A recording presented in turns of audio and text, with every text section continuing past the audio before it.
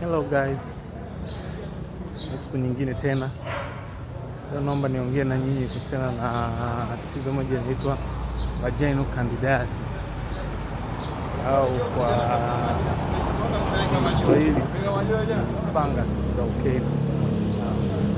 Actually ni tatizo ambalo ni la kawaida. Nasema ni la kawaida kwa sababu unaweza kukuta kukutana na wanawake watano, either watatu au wanne wote wakaa nalo, asiwasababishie changamoto, wakafuata tu vitu fulani ikaisha lenyewe essentially. Sana niko sehemu moja hapa makini sana, ni nzuri, you come visit it once.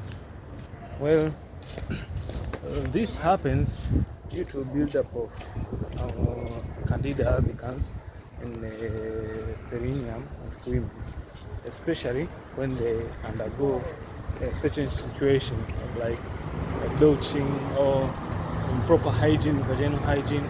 Then inamaanisha kwamba akiwa anafanya ingiza vidole akiwa anaoga, wanaita yenyewe kujisafisha, kitu ambacho sio sahihi. Hiyo huko unakuwa unajisafisha yenyewe. Sasa ukikusaidia akawa unaingiza maji au sabuni whatever na vitu yote sio sahihi, yanakuwa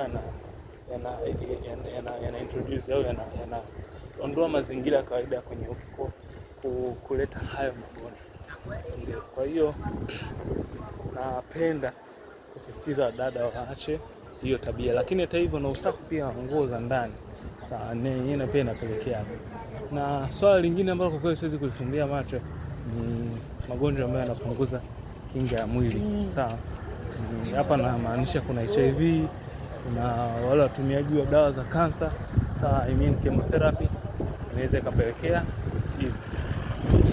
So yeah, fote na hivyo unaye daktari wako afanyie check up. Ukiachana na hayo, yani inamaanisha kwamba ukitoa hivi sababu actually ni ugonjwa ambao unapona. Ndio maana that's why nikaanza kusema kwamba ni ugonjwa ambao mtu anaweza kujichukua tu unakaa sawa au ni kawaida sawa. Wengi sana wanaoenda kusik matibabu ndio unakuta mtu labda anatoka na uchafu sawa, kwenye sex anakuwa anakauka sana au haenjoy sex kabisa, ndio unakuwa unatoa harufu au miwasho vitu kama hivyo, ndio kwa ni swala linaloshika na hiyo kwa muendelee ku stay safe. I like it.